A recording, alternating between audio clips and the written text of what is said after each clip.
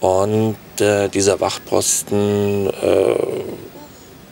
hat offensichtlich dem Wunsch zugestimmt, äußerte aber selbst auch einen Wunsch. Er sagte eigentlich nur 2 Worte: Marlboro Zigarette.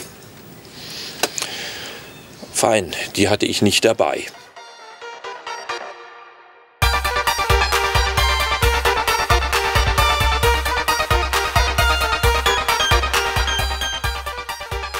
Herr Dörfler, wie kam das, dass Ihr Cousin Ihnen gerade, man könnte sagen als Special, in Dresden ein Mittagessen in der russischen Kommandantur der sowjetischen Streitkräfte angeboten hat? Wie ist es dazu gekommen? Ja, es war also eine Idee von ihm und ja,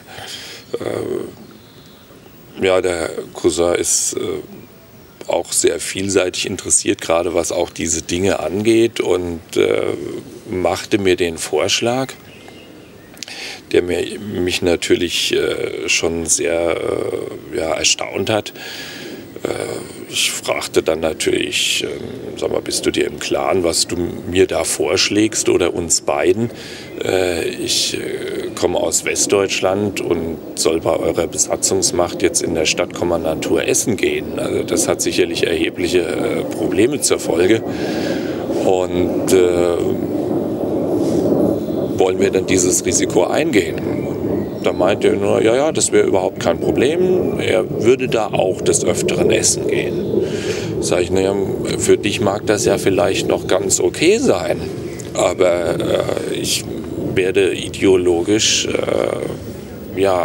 nicht nur als Ausländer angesehen, sondern sogar als Feind. Sagt er, mach dir keine Gedanken, komm einfach mit. Und mit etwas weichen Knien bin ich ihm hinterhergetrottet in diese Stadtkommandantur hinein. Und völlig problemlos an dem Posten vorbei in den Speisesaal. Der war nüchtern eingerichtet. Dann Tresen mit Essensausgabe. Und Tische, Bänke.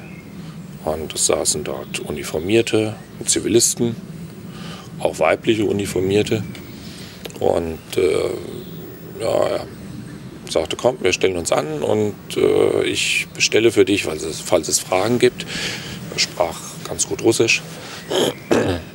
Dann war ich schließlich also an der Ausgabestelle dran und dann sagte er der Bedienung, was wir gerne haben möchten. Das stellte sie dann hin. Wir nahmen es auf unsere Tabletts und begaben uns zum Tisch. Wie war das Essen? Wissen Sie das noch?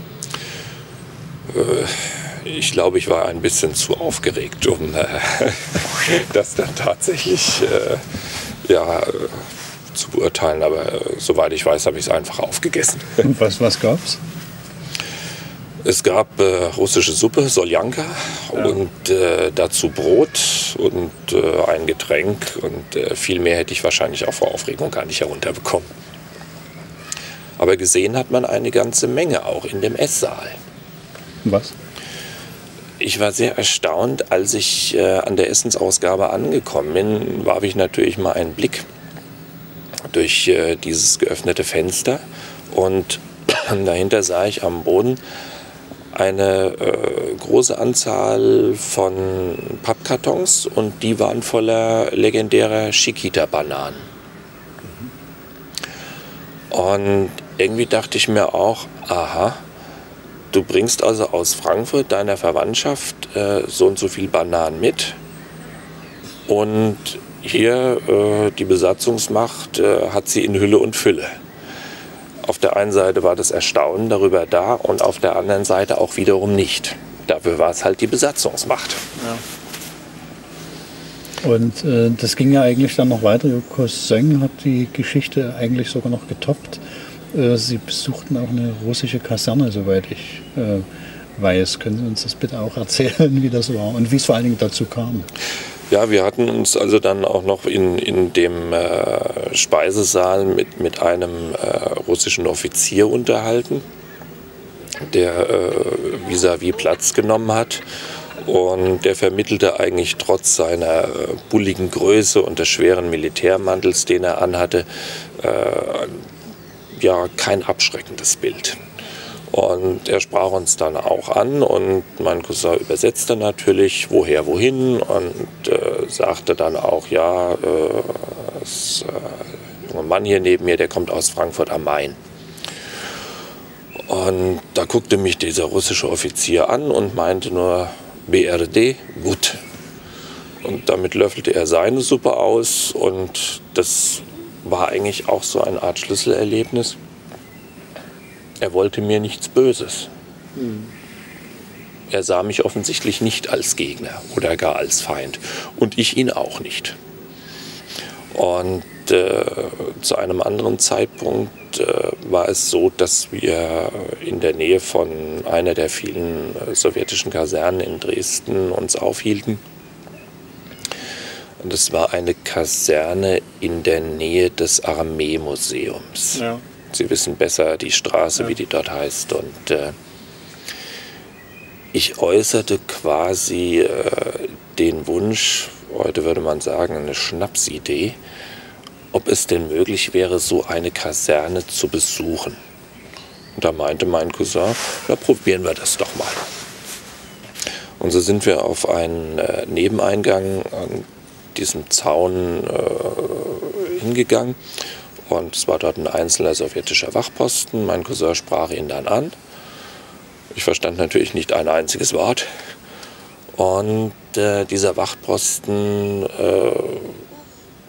hat offensichtlich dem Wunsch zugestimmt,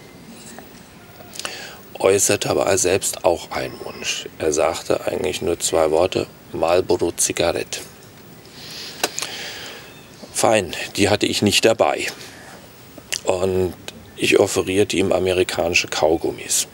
Er nickte, griff sich die Packung, ließ sie in seinem Uniformmantel verschwinden und sagte wohl so etwas wie Paschli, Paschli. Und darauf sind wir neben ihm vorbei in das Kasernengelände hinein. Und sahen uns dort ein bisschen um und es war auch eine Art Baracke aufgebaut, mehr war es nicht. Und dort stand auf Kyrillisch, was mir dann mein Cousin übersetzte, Museum des Ruhmes. Und da meinte er, da lass uns reingehen. Und da sind wir rein, es war offen, es war niemand drinne. Und das war ein großer Raum, der war geschmückt mit Fahnen, Orden, Ehrenzeichen, Fotografien aus dem, ja, wie man von sowjetischer Seite her sagte, großen Vaterländischen Krieg und sehr vielen anderen Exponaten. Fasziniert sah ich mir das alles an, einige Minuten nur. Ich hätte dort wahrscheinlich Stunden verbringen können. Und dann bekam ich aber dann doch das Zeichen, komm, wir gehen wieder. Und wir sind dann wieder raus aus dieser Baracke und wieder auf dieses Tor zu, wo der Posten stand, der uns hineingelassen hatte. Der war aber nicht mehr allein. Es stand ein zweiter Posten neben ihm. Und wir sind auf die beiden zugelaufen und der zweite Posten machte uns also deutlich, er hätte das beobachtet, dass wir in die Kaserne hineingekommen sind und er hätte auch gesehen, dass sein anderer Kamerad etwas bekommen hätte. Er möchte auch gern etwas haben. Ich hatte glücklicherweise noch eine Packung Kaugummis. Die bekam er selbstverständlich, worauf er sich murmelnd irgendwie bedankte, auch mit Kopfnicken und uns wieder herausgelassen hat. Das war mein Besuch in einer sowjetischen Kaserne. Aus heutiger Sicht sicherlich leichtsinnig, denn es hätte doch schwerwiegende Konsequenzen zur Folge haben können.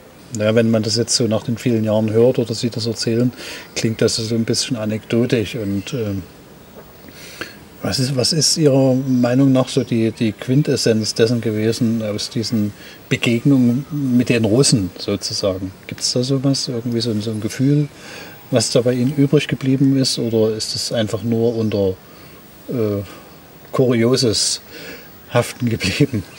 Sicherlich ist es eine Mischung aus verschiedenen Faktoren. Ein Kuriosum war es sicherlich, bis zu einem gewissen Punkt.